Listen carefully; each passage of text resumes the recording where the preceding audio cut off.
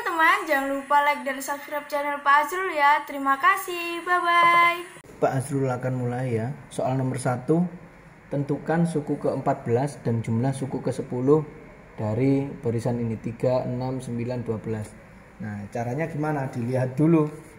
3 ke 6 saya jawab ya. 3 ke 6 ini ditambah 3 atau dikali 2? Kan bisa dikali 2 juga bisa ditambah 3 ya. Tapi lihat suku setelahnya 6 ke 9. Jelas 6 ke 9 ini tidak dikali 3, tapi ditambah 3 ya kan. 6 tambah 3 9, 9 tambah 3 12. Oh berarti ditambah 3. Oh berarti menggunakan pola ditambah 3. Berarti dia menggunakan, kalau ditambah itu menggunakan apa? Aritmatika. Apa rumus aritmatika kalau suku ke-14? Berarti UN U14 sama dengan A tambah A, ini suku pertamanya 3 ya, A tambah N-1 14 kurangi 1 kali B. Bedanya berapa? 3. Cara mencari beda, suku sesudah, misalkan 9 ya, dikurangi suku sebelum, 9 kurangi 6 3. Atau ngecek lagi ini, 12 kurangi 9 sama 3 ya. Ingat ya rumusnya ya, UN sama dengan A tambah N-1 kali B. A nya adalah suku pertama 3, N nya adalah ini 14 kurangi 1 kali beda. Bedanya berapa ini? 3. Berarti 3 tambah 14 kurangi 1 13 kali 3 gini ya. Kalau ada operasi tambah sama kali, yang didahulukan adalah kali. 13 kali 3 39 ya. Mengerti ya? 39 tambah 3 42. Nah ini suku ke-14. Bagaimana kalau jumlah suku ke-10 ini? Jumlah suku ke-10 berarti S10. Saya hapus dulu ya. S10 sama dengan setengah N kurung buka 2A tambah N-1 kali B. Ini rumusnya ya. Setengah N berarti setengah kali ini, N nya 10. Setengah kali 10, 2 kali A nya adalah 3, ditambah N nya tadi kan 10 ya, 10 kurangi 1 kali B. Bedanya berapa? 3. 10 bagi 2 5, 3 kali 2 6 tambah 10 kurangi 1 9, 9 kali 3 20 tuh 27. 6 tambah 27 30 berapa? 3 ya kan?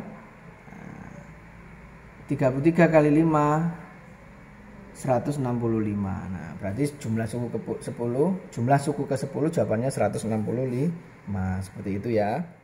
Oke, soal berikutnya soal nomor 2 ya. Diberikan titik 2,3 berada pada kuadran berapa? Kemudian 2B, titik negatif 2,3 di kuadran berapa? Yang C titik 2,-3 di kuadran berapa? Yang D titik negatif 2,-3 di kuadran berapa? Nah, kuadran itu apa sih? Kuadran itu adalah tempat atau wilayah di mana posisi atau titik-titik koordinatnya itu berada. Nah, ini disebut kuadran 1. Ini disebut kuadran 1, ini disebut kuadran 2, ini disebut kuadran 3, ini disebut kuadran 4. Kuadran 1 ini letaknya X-nya positif, Y-nya positif ya. Gitu aja gampangannya. Kalau yang ini berarti ini kan X-nya negatif ya kan? X-nya negatif, Y-nya positif. Yang kuadran 3 ini jawabannya X-nya negatif, Y-nya negatif. Kalau kuadran 4 X-nya positif, Y-nya negatif. Nah seperti itu ya teman-teman. Sekarang ini X-nya positif, Y-nya positif kan 2,3. Berarti positif sama positif, jadi jawabannya adalah kuadran 1. Negatif 2,3 ini kan negatif ya. Negatif sama positif, negatif sama positif. Berarti ini adalah di kuadran 2 ya kan. Kemudian yang ketiga, positif dan negatif. Positif dan negatif berarti di kuadran 4 ya kan. Kalau negatif-negatif, nah ini negatif 2, negatif 3, berarti negatif-negatif, berarti di kuadran 3. Gampang ya, ingat-ingat ya. Soal berikutnya 3A, tentukan gradien dari 2X tambah 3Y sama dengan 7. Yang B, jika A 1,2, B-nya 3,4, tentukan gradiennya. Nah jawab, kalau menjawab 3A model soal seperti ini, jadikan huruf Y dulu ya. Saya tulis ulang ya, 2X tambah 3Y sama dengan 7. Kemudian kita harus menjadikan huruf Y tadi saya bilang ya, karena gradien. Kalau mencari gradien harus dijadikan huruf Y. Mana di sini ada huruf Y? Ini kan 3Y, berarti 3Y turun. 7 turun, 2X pindah ruas menjadi min 2X. Nah, saya tadi bilang harus dijadikan huruf Y. Ini masih 3Y, berarti harus jadi huruf Y. Y sama dengan 7 kurangi 2X per 3. Karena kan ini kali ya, pindah jadi bagi. Seperti itu ya. Nah, gradien lambangnya huruf apa? Huruf M. Berarti gradien itu lambangnya huruf M. Berarti jawabannya gradien itu adalah yang pertama langkahnya dijadikan huruf Y, yang kedua jawabannya itu sebelahnya huruf X. Sebelahnya huruf X. Sebelahnya huruf X ini angka berapa? Angka min 2 ya. Min 2. Karena dia dibagi dengan 3 berarti jawabannya min 2 per 3. Diikutkan yang penyebutnya. Ini kan penyebut yang bawah, yang atas membilang. Jadi jawabannya min 2 per 3. Ingat ya. Yang pertama langkahnya dijadikan huruf Y, setelah itu jawabannya dilihat sebelahnya huruf X. Nah, itu jawabannya. Karena ada pembagi ya, diikut pembaginya juga diikutkan. Tapi kalau pembaginya nggak ada berarti nggak usah diikutkan. Paham ya? Jadi seperti itu. Untuk yang B, 3B, bagaimana cara mencari gradien jika melalui dua koordinat seperti ini? Nah, caranya adalah rumusnya M sama dengan Y2 min Y1 per X2 min X1. Nah, tinggal masukkan aja, ini adalah X1 ya. 1 ini adalah X1, 2-nya adalah Y1. Yang ini adalah X2-nya adalah 3, Y2-nya adalah 4. Tinggal masukkan Y2 kurang Y1 berarti 4 kurangi 2 per X2 kurangi X1. X2-nya berapa ini? 3 kurangi 1. 4 kurangi 2, 2. 3 kurangi 1, 2. 2 bagi 2, 1. Oh, berarti jawabannya adalah 1 untuk yang 3B. Paham ya? Ini X1, Y1, ini X2, Y2. Tinggal masukkan angka-angkanya saja. Oke. Soal nomor 4. Jika 2X plus 3Y sama dengan 8 dan 3X tambah Y sama dengan 5, maka nilai X adalah, nah ini kan persamaan linear dua variabel ya. Cara menjawabnya gimana? Kalian tulis ulang soalnya. 2X tambah 3Y sama dengan 8. Yang bawahnya tulis 3X tambah Y sama dengan 5. Menggunakan eliminasi substitusi ya. Di eliminasi terlebih dahulu, kalian ingin menghilangkan X atau Y. Nah, kalau Pak Azrul ingin menghilangkan X, berarti ini kan 2 sama 3 ya. Berarti 2-nya taruh bawah, ini kan 2-nya kan ada di atas taruh bawah, yang bawah taruh atas, ini kan 3, berarti atasnya dikali 3 ya. 2X berarti kan ini 2-nya taruh bawah, yang bawah taruh atas, 3-nya taruh atas. Oke, dikali ya, 2 kali 3 6X. Kenapa kok Pak Azrul silangkan atas taruh bawah, bawah taruh atas? Agar nilai X-nya hilang.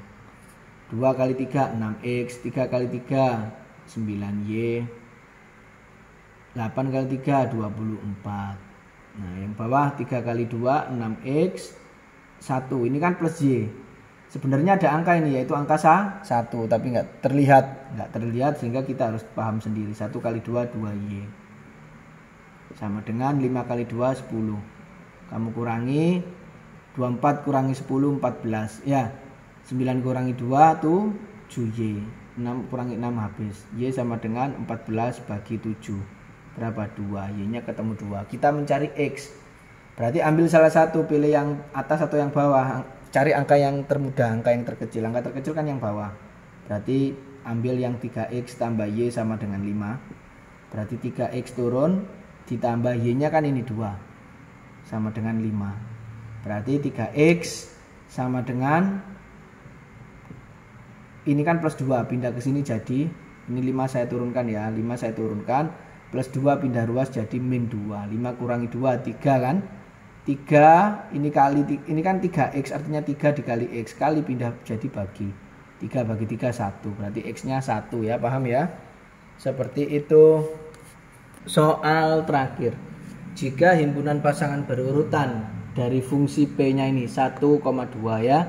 3,6, 4,8. Artinya apa? 1 itu punya pasangan 2. 3 punya pasangan 6, 4 punya pasangan 8. Maka relasi yang mungkin adalah Kalau apakah jawabannya A setengah kali dari ataukah B jawabannya 2 kali dari? Caranya gimana? Seperti Pak Azrul bilang, kalau ada soal seperti ini mencari pasangannya ini dilihat jawaban pilihan gandanya atau uraiannya ini, kata-kata ini kali, ini kan kali ya. Berarti kali lawannya apa? Bagi. Kali lawan katanya bagi. Ingat ya. Kalau lebih dari itu lawannya apa? Kalau lebih dari, kalau lebih dari itu lawannya kurang dari, berarti dimin. Kalau kurang dari lawannya tambah kan, berarti ditambah. Kalau ini kali dari, berarti kali lawan katanya apa? Bagi. Oh, berarti dibagi. Berarti nanti ini dibagi. Nah, setengah itu kan 1/2. Kamu balik karena kan dibagi toh, berarti otomatis dibalik. 1/2 kalau dibalik jadi berapa? 1/2 kalau dibalik jadi 2 kan? Berarti dibagi 2. Ya, mengerti ya?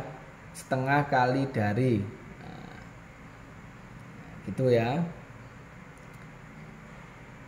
Kalau 2 kali dari berarti artinya 2 kali itu tadi kan dibagi ya.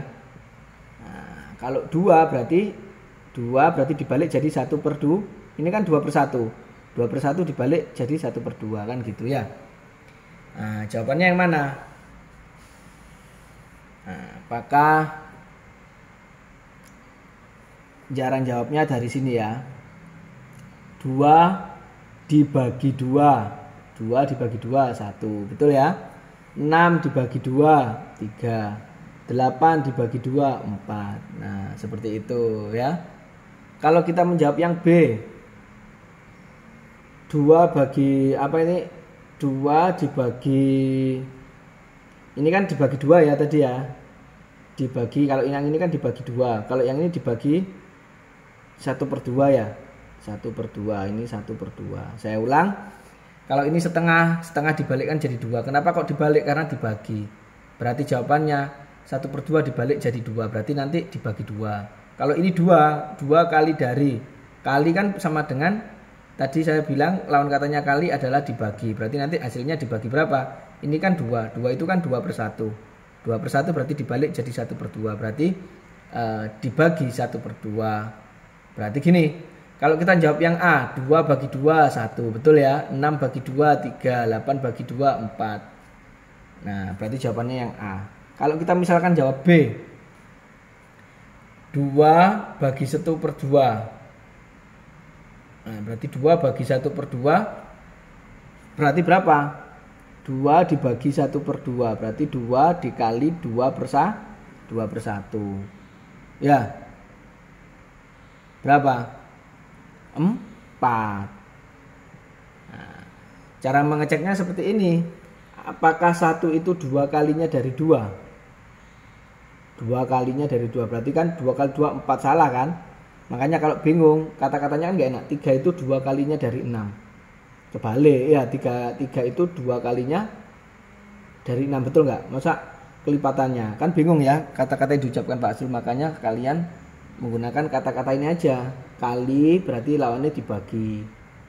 Nah, setengah itu dibalik. Kalau kata-kata bagi berarti ini dibalik. 1/2 itu setengah ini dibalik jadi 2 kan? 2/1 kan? Ya wes, berarti caranya dari yang belakang ini. Ini loh, Y-nya 2 bagi 2 1. 6 bagi 2 3. 8 bagi 2 4. Nah, kalau kita misalkan jawab yang ini 2 ini dibalik dulu ya jadi 1/2 kali. Karena apa kok dibalik? Kenapa kok dibalik? Karena ada kata-kata bagi. Kalau bagi kan mesti dibalik. Ini loh rumusnya. A per B dibagi C per D. Kan berarti A per B dikali D per C loh. Yang belakang dibalik. Jadi 1/2. 6 dibagi 1/2. Berarti kan 6 atau enggak ini. Ini kan tadi contohnya 2 ya. Berarti 2. 2 dibagi 1/2 berarti 2 dikali 2/1 4 loh. Padahal kenyataannya jawabannya 1. Ini 4 kan enggak boleh ya. Nah, semoga kalian mengerti ya caranya ya.